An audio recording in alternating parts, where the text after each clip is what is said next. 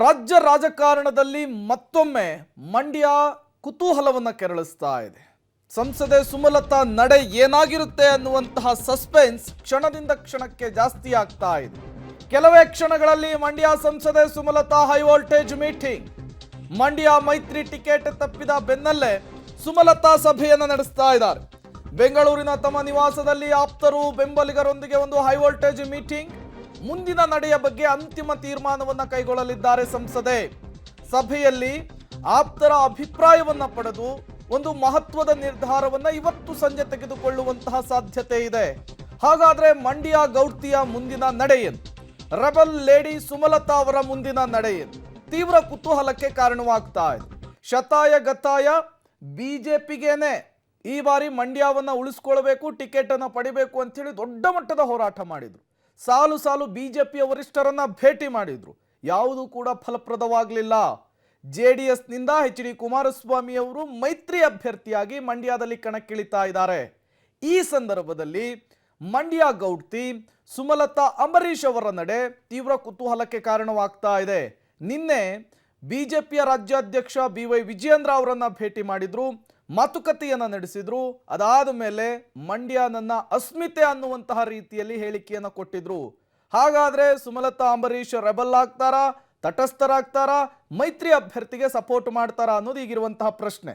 ನೀವು ಕೂಡ ವಿಜುವಲ್ಸ್ ಅನ್ನ ಗಮನಿಸ್ತಾ ಇದ್ದೀರಿ. ಸಂಸದೆ ಸುಮಲತಾ ಅವರ ಬೆಂಬಲಿಗರು, ಆಪ್ತರು, ಅವರ ಹಿತೈಷಿಗಳು ಈಗ ಬೆಂಗಳೂರಿನ ನಿವಾಸಕ್ಕೆ ದೌಡಾಯಿಸ್ತಾ ಇದ್ದಾರೆ. ಕೆಲವೇ ಕ್ಷಣಗಳಲ್ಲಿ ಸಭೆ ಆರಂಭ ಆಗುತ್ತೆ. ಈ ಸಭೆಯಲ್ಲಿ ಈ ಬಾರಿಯ ಚುನಾವಣೆಯಲ್ಲಿ ಏನು ಮಾಡಬೇಕು ಅನ್ನುವಂತಹ ನಿರ್ಧಾರಕ್ಕೆ ಅವರಿಂದ ಸಲಹೆಯನ್ನ ಸ್ವೀಕರಿಸ್ತಾರೆ. ಇವತ್ತು ಬೆಂಬಲಿಗರ ಸಭೆ, ನಾಳೆ ಮಹತ್ವದ ನಿರ್ಧಾರ ಘೋಷಣೆ.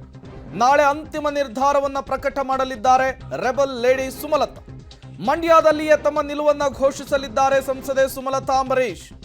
ಮತ್ತೆ ಮಂಡ್ಯದಲ್ಲಿ ಬಂಡಾಯ ಸಾರ್ತಾರ, ಸಹಕಾರವನ್ನ ಕೊಡ್ತಾರ? ಇಂದಿನ ಸಭೆಯಲ್ಲಿ ನಿರ್ಧಾರವನ್ನ ಕೈಗೊಳ್ತಾರೆ, ಆಪ್ತರಿಂದ ಸಲಹೆಯನ್ನ ಪಡಿತಾರೆ. ನಾಳೆ ಸಕ್ಕರೆ ನಾಡಿನ ನೆಲದಲ್ಲಿಯೇ ನಿಂತು ಅಧಿಕೃತ ಘೋಷಣೆಯನ್ನ ಮಾಡ್ತಾರೆ. ಮತ್ತೊಮ್ಮೆ 2019 ಚುನಾವಣೆಯಲ್ಲಿ ರೆಬಲ್ ಆದ ರೀತಿಯಲ್ಲಿಯೇ ಈ ಬಾರಿಯೂ ಕೂಡ ರೆಬಲ್ ಆಗ್ತಾರ? ಕುತೂಹಲ ಕಾರಣವಾಗ್ತಾ ಇದೆ. ರೆಬಲ್ ಆಗುವಂತಹ ಸಾಧ್ಯತೆಗಳು ಕಡಿಮೆ ಇದ್ರೂ ಕೂಡ ಅವರ ನಡೆ ಏನು ಅನ್ನೋದು ತೀವ್ರ ಕುತೂಹಲ ಕಾರಣವಾಗ್ತಾ ಇದೆ. ಹಾಗಾದ್ರೆ ಸುಮಲತಾ ಅವರ ಮುಂದಿರುವಂತಹ ಆಪ್ಷನ್ಸ್, ಆಯ್ಕೆಗಳೇನು?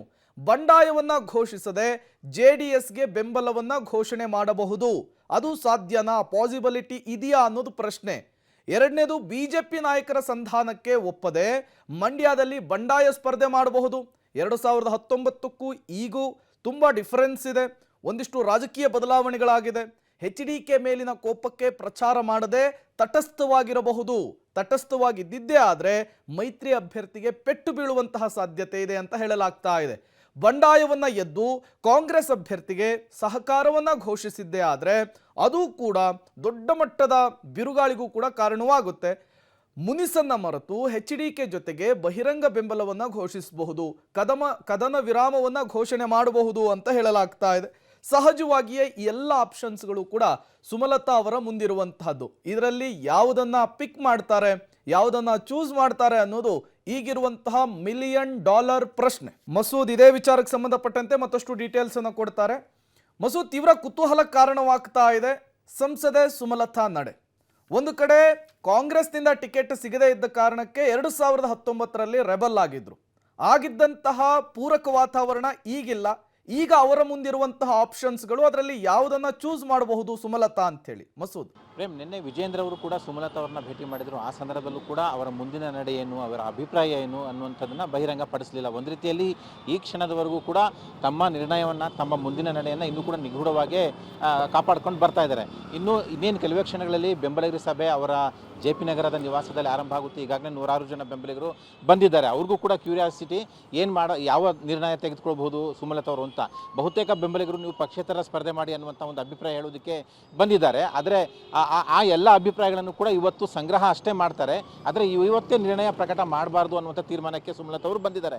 ಅಂದರೆ ಮಂಡ್ಯದಲ್ಲೇ ಹೋಗಿ ಮತ್ತೊಂದು ಬೆಂಬಲಿಗರ ಸಭೆ ಮಾಡಿ ಅಲ್ಲಿ ತಮ್ಮ ನಿರ್ಣಯವನ್ನು ಘೋಷಣೆ ಮಾಡಬೇಕು ಅನ್ನುವಂಥ ತೀರ್ಮಾನಕ್ಕೆ ಬಂದಿದ್ದಾರೆ. ಇದನ್ನೇ ನಿನ್ನೆ ವಿಜೇಂದ್ರ ಅವ್ರಿಗೂ ಕೂಡ ಹೇಳಿರುವಂಥದ್ದು. ಈ ಹಿನ್ನೆಲೆಯಲ್ಲಿ ಇವತ್ತು ಬೆಂಗಳೂರಿನ ಸಭೆ, ನಾಳೆ ಅಥವಾ ನಾಡಿದ್ದು ಮಂಡ್ಯದ ಸಭೆ, ಎರಡೂ ಸಭೆಗಳ ಹಿನ್ನೆಲೆಯಲ್ಲಿ ಒಂದು ರೀತಿಯಲ್ಲಿ JDS ನಾಯಕರಲ್ಲಿ ಒಂದು ರೀತಿಯಲ್ಲಿ ದಿಗಿಲು ಆವರಿಸ್ಕೊಂಡಿರುವಂಥದ್ದು, ಯಾವ ತೀರ್ಮಾನ ಪ್ರಕಟ ಮಾಡ್ತಾರೆ ಅಂತ. ಇನ್ನೊಂದು ಕಡೆ ಸುಮಲತಾ ಅವರು ದೆಹಲಿಯಿಂದ ವಾಪಸ್ ಬಂದ ನಂತರ ಯಾವುದೇ ತೀರ್ಮಾನ ಪ್ರಕಟ ಮಾಡಿಲ್ಲ. ಅವರು ಪಕ್ಷೇತರ ಸ್ಪರ್ಧೆ ಮಾಡ್ತಾರಾ ಅನ್ನುವಂಥದ್ದು ನೋಡಬೇಕು. ಯಾಕಂದರೆ ಈ ಹಂತದಲ್ಲಿ ದೆಹಲಿಯಿಂದ ವಾಪಸ್ ಬಂದು 7-8 ದಿನ ಆಗಿದೆ. ಇಷ್ಟು ದಿನ ಮೌನವಾಗಿದ್ದು ಈಗ ಪಕ್ಷೇತರ ಸ್ಪರ್ಧೆ ಘೋಷಣೆ ಮಾಡ್ತಾರೆ ಅನ್ನುವಂಥದ್ದು ಕಾದು ನೋಡಬೇಕು. ಆ ಸಾಧ್ಯತೆ ಇಲ್ಲ ಅಂತ ಕೂಡ ಹೇಳಲಾಗ್ತಿದೆ. ಆದರೆ ಮೈತ್ರಿ ಅಭ್ಯರ್ಥಿ ಪರ ಏನು BJP ನಾಯಕರು ಮನವಿ ಮಾಡ್ಕೊಂಡಿದ್ದಾರೆ ಬೆಂಬಲ ಕೊಡಿ ಅಂತ, ಮೈತ್ರಿ ಅಭ್ಯರ್ಥಿ ಪರ ಬೆಂಬಲ ಕೊಡ್ತಾರಾ ಅಥವಾ ತಟಸ್ಥವಾಗಿರ್ತಾರ ಅನ್ನುವಂಥದ್ದು. ಈ ಹಂತದಲ್ಲಿ ಕಾಂಗ್ರೆಸ್ನ ನಾಯಕರು ಒಂದು ಬಣ, ಕಳೆದ ಲೋಕಸಭೆ ಚುನಾವಣೆಯಲ್ಲಿ ಸುಮಲತಾ ಅವರಿಗೆ ಬೆಂಬಲ ಕೊಟ್ಟಿದ್ದಂಥ ಬಣ ಈಗ ಒಂದು ಧರ್ಮ ಸಂಕಟವನ್ನು ಮುಂದಿಡ್ತಾ ಇದೆ. ಏನಂದರೆ ನೀವು ಕಳೆದ ಬಾರಿ ನಾವು ನಿಮಗೆ ಬೆಂಬಲ ಕೊಟ್ಟಿದ್ವಿ, ಈ ಬಾರಿ ನೀವು ತಟಸ್ಥವಾಗಿರಿ, JDS ಅಭ್ಯರ್ಥಿಗೆ ಬೆಂಬಲ ಕೊಡಬೇಡಿ, ಅಂದರೆ ಹಿಂದಿನ ಋಣ ಸಂಧ್ಯೆ ಈಗ ಮಾಡಿ ಅನ್ನುವಂತಹ ಹೇಳಿಕೆಗಳನ್ನು ಕಾಂಗ್ರೆಸ್ನ ಒಂದು ಬಣ ಕೊಡ್ತಾ ಇದೆ. ಈಗಾಗಲೇ ನರೇಂದ್ರ ಸ್ವಾಮಿ ಅವರು ಕೂಡ ಮಳವಳ್ಳಿನಲ್ಲಿ ಇದೇ ಅರ್ಥದಲ್ಲಿ ಭಾಷಣ ಮಾಡಿದ್ದಾರೆ. ಹಾಗಾಗಿ ಇವೆಲ್ಲ ಹಿನ್ನೆಲೆಯಲ್ಲಿ ಸುಮಲತಾ ಅವರು ಯಾವ ತೀರ್ಮಾನ ತೆಗೆದುಕೊಳ್ತಾರೆ ಅನ್ನೋಂಥದ್ದು ಬಹಳ ಕುತೂಹಲ ಮಾಡಿಸಿದೆ. ಇವತ್ತು ಅಭಿಪ್ರಾಯ ಸಂಗ್ರಹ ಮಾಡ್ತಾರೆ, ಮಂಡ್ಯದಲ್ಲಿ ಹೋಗಿ ಮತ್ತೊಂದು ಸಭೆ ಮಾಡಿ ನಿರ್ಣಯ ಪ್ರಕಟ ಮಾಡ್ತಾರೆ. Prem. Okay, thank you Masood ತಮ್ಮೆಲ್ಲ ಮಾಹಿತಿಗಾಗಿ. ಒಂದಂತೂ ಸ್ಪಷ್ಟ, ಸುಮಲತಾ ನಡೆ ಕುತೂಹಲ ಕಾರಣವಾಗಿದೆ. ಇವತ್ತು ಸಂಜೆ ಅಥವಾ ನಾಳೆ ಒಂದು ಅಧಿಕೃತ ಘೋಷಣೆಯಾಗುವಂತಹ ಸಾಧ್ಯತೆ ಇದೆ. ಆ ಘೋಷಣೆಯ ಮೇಲೆ ಮೈತ್ರಿ ಅಭ್ಯರ್ಥಿಯ ಗೆಲುವು ನಿರ್ಧಾರವಾಗುತ್ತೆ ಅಂಥೇಳಿ ರಾಜಕೀಯ ವಿಶ್ಲೇಷಣೆಗಳಾಗ್ತಾ ಇರುವಂಥದ್ದು. ಈಗಾಗಲೇ ಬೆಂಬಲಿಗರು, ಹಿತೈಷಿಗಳು ಮಂಡ್ಯದಿಂದ ಬರ್ತಾ ಇದ್ದಾರೆ. ಕೆಲವೇ ಕ್ಷಣಗಳಲ್ಲಿ ಸಭೆ ಆರಂಭ ಆಗುತ್ತೆ.